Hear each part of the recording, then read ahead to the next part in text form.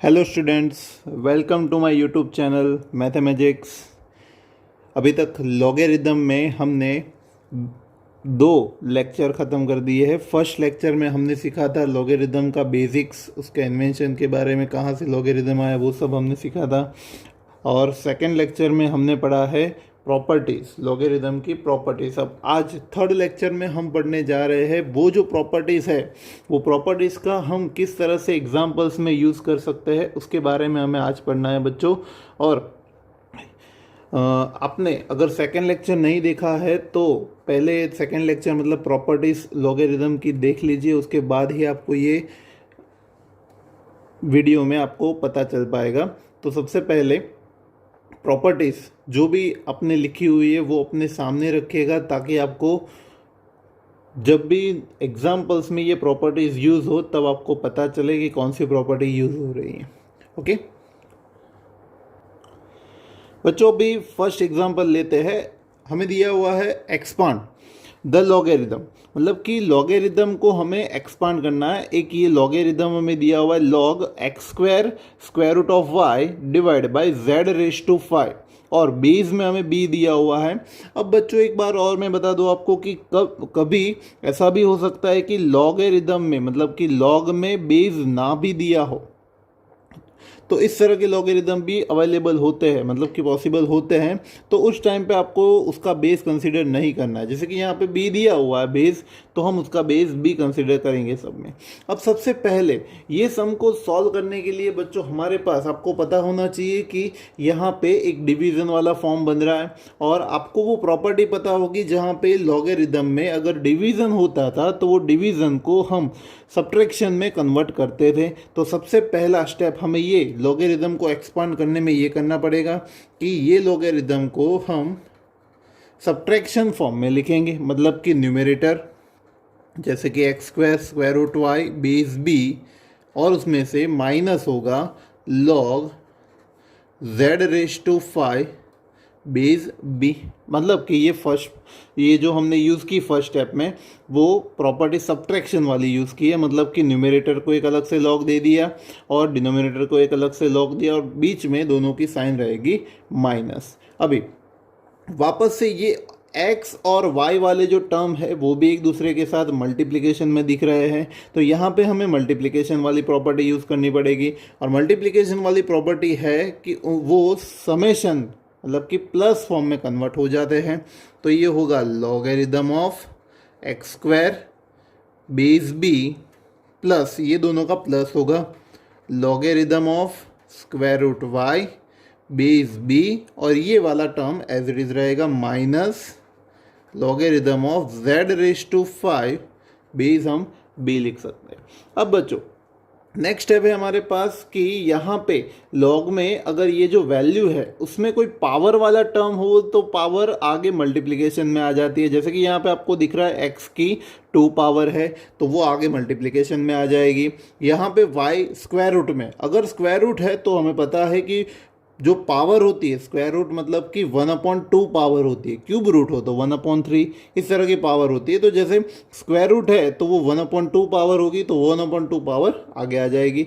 जैसे ही यहाँ पे 5 पावर है तो 5 पावर आगे आ जाएगी। तो हम इसको इस तरह से लिख सकते हैं कि ये जो 2 पावर है वो आगे आ जाएगा 2 into logarithm of X base B plus ये 1/2 जो y की पावर है वो आगे आ जाएगी 1/2 logarithm of y base b minus ये जो z की 5 पावर है वो पावर आगे मल्टीप्लिकेशन में 5 into log z base b, इस तरह से।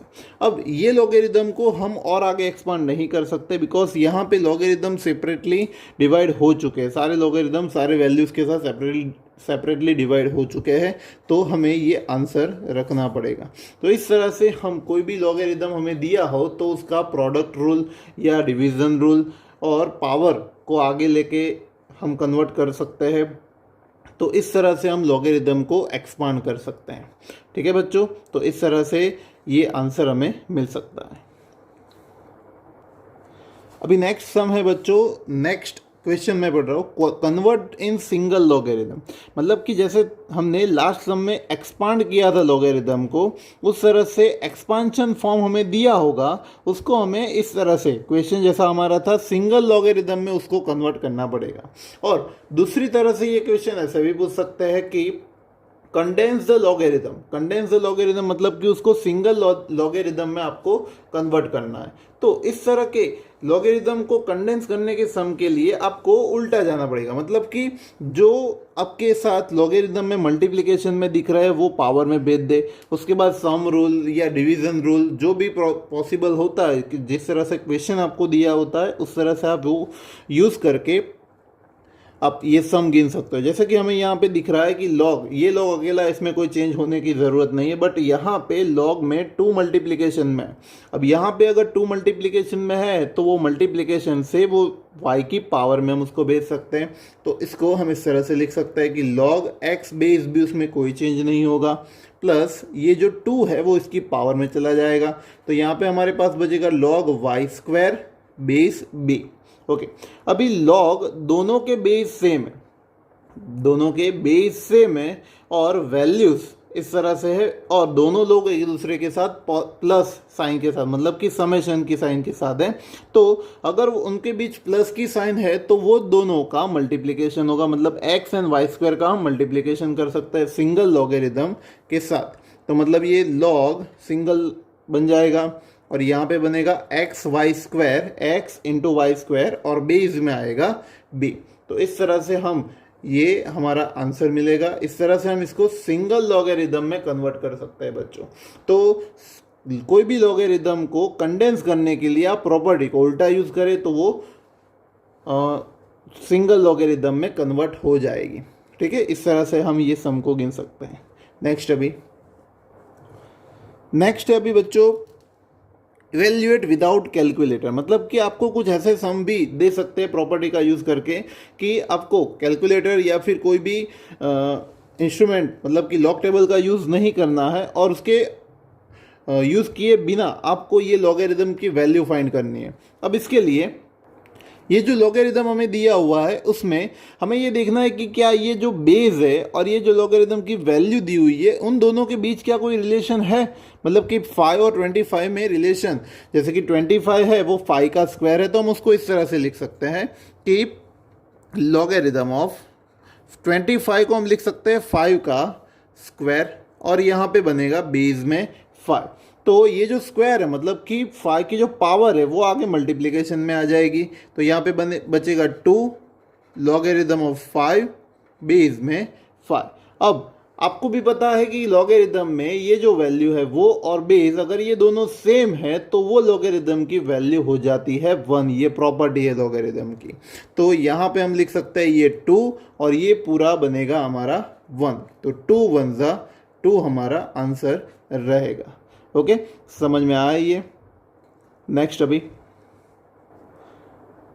बच्चों लॉग 1/81 बेस ऑफ 3, मतलब कि 3 एंड 81 के बीच में हमें पता है रिलेशन क्या है, बट वो 81 सेपरेट हो उसके लिए 81 यहाँ पे अपॉन में दिया हुआ है, उसको सबसे पहले हम कन्वर्ट करेंगे सिंगल वैल्यू में। तो उसको हम इस तरह से लिख सकते हैं लॉग 81 1 अपॉन में है उसको हम ऐसे लिखे 81 रेज टू -1, मतलब कि पावर आगे ऊपर चली जाएगी माइनस में और बेस में बचेगा 3। अब 81 को हम 3 की कितनी पावर हम 81 लिख सकते हैं, तो ये आएगा लॉग 3 की 4 पावर, 3 की 4 पावर 81 होती है और पावर में -1 बेस में बचेगा 3। तो ये जो दोनों पावर है उनका मल्टीप्लिकेशन होगा। अब इनका जो मल्टीप्लिकेशन होगा उसकी वजह से 4 1 जा -4 हो जाएगा ये। तो log 3 रेज टू -4 बेस में आएगा 3। अब ये जो -4 है वो आगे मल्टीप्लिकेशन में आ जाएगी। तो -4 लॉगरिदम ऑफ 3 बेस में आएगा 3। तो ये बचेगा -4, इसकी वैल्यू तो आपको पता है 1 हो जाएगी। तो इसका पूरा आंसर आएगा -4, ये इसका आंसर होगा। Next students log 64 base 4। अब आपको पता है 4 एंड 64 के बीच में क्या रिलेशन है, जैसे कि 4 का स्क्वायर करें तो 16, 4 का क्यूब करे तो वो मिलेगा 64। तो हम इसको इस तरह से लिख सकते हैं कि लॉगरिदम ऑफ 4 का क्यूब बेस 4। अब ये जो क्यूब है मतलब कि 3 पावर है वो आगे आ जाएगी मल्टीप्लिकेशन में 3 log 4 बेस 4। अब ये दोनों सेम है, इसका आंसर 1 होगा एंड इट इज 3 इंटू 1, 3 1 ज़ा 3 is our answer. Next 4 number का सम है बच्चों log 125 बेस 25। अब जैसे हमें पता है कि 25 एंड 125, 25 एंड 125 के बीच क्या रिलेशन है, तो जैसे 25 का स्क्वायर करें तो वो हमें पता है 625 होने वाला है, 625, बट इट इज़ नॉट 125। तो हमें कुछ ऐसा करना पड़ेगा कि उन दोनों में जो कॉमन आता है, दोनों का जो कॉमन रिलेशन है वो कॉमन रिलेशन हमें यूज़ करना पड़ेगा। और वो हम इस तरह से कर सकते हैं कि जैसे ये log 125 को हम लिख सकते हैं 5 का क्यूब और 25 को हम लिख सकते हैं 5 का स्क्वायर। समझ में आया? मतलब 125 होगा 5 का क्यूब और 25 हम लिखेंगे 5 का स्क्वायर। अब जैसे कि आपको ये प्रॉपर्टी पता है कि अगर इसकी भी पावर हो, मतलब log की वैल्यू की भी पावर हो और बेस की भी पावर हो, तो वो दोनों पावर हम आगे ले सकते हैं। बट कैसे कि जो वैल्यू की पावर है वो न्यूमरेटर में रहेगी, जो बेस की पावर है वो डिनोमिनेटर में रहेगी, और लॉगरिदम हमें लिख देना पड़ेगा 5 बेस 5। ठीक है, तो ये जो हमें मिला वो तो 1 रहेगा और हमें मिल जाएगा 3/2 into 1, 3/2 is our answer.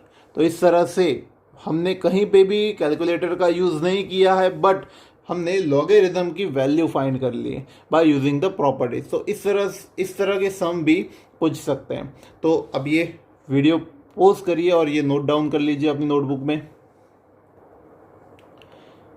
Next अभी कुछ मैंने प्रैक्टिस प्रॉब्लम्स आपके लिए बना के रखे हैं बच्चों कि हमने जो आज मेथड की expand the logarithm, condense the logarithm and evaluate without calculator, इस तरह के कुछ सम मैंने आपको 5 सम सभी के दिए हुए हैं। इसकी आपको ये वीडियो पॉज करके नोट डाउन कर लेना है इसको, और इसको आपको सॉल्व करना है। अगर कोई प्रॉब्लम हो रही है तो आप मुझे कमेंट बॉक्स में कमेंट कर सकते हो। तो ये आप वीडियो नोट डाउन कर लो, वीडियो पॉज करके इसको नोट डाउन कर लो, और ये आपको प्रैक्टिस करनी है। अगर कोई प्रॉब्लम है तो मुझे कमेंट बॉक्स में कमेंट कीजिए, और ये वीडियो को लाइक करें, शेयर करें और हमारे चैनल को सब्सक्राइब करें।